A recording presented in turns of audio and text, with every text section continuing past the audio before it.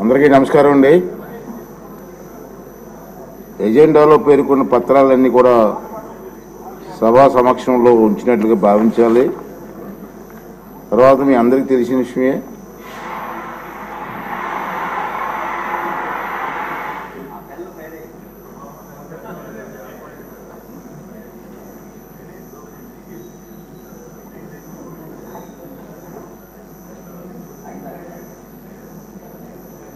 ఉపసభాపతి ఎన్నికల ప్రక్రియ మీ అందరికీ తెలిసిన విషయమే. నిన్నే నామినేషన్లు వేశారు.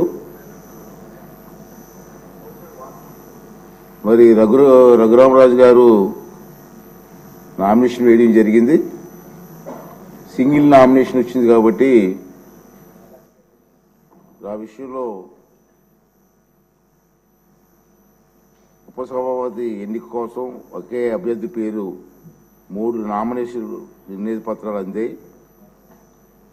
రఘురామరాజు గారి పేరును శ్రీ నారా లోకేష్ గారు, శ్రీ పవన్ కళ్యాణ్ గారు, విష్ణుకుమార్ రాజు గారు ప్రతిపాదించారు. ఒకే అభ్యర్థి పోటీలో ఉండడం వల్ల శ్రీ కె రఘురామరాజు గారు ఏకగ్రీవంగా ఉపసభాపతిగా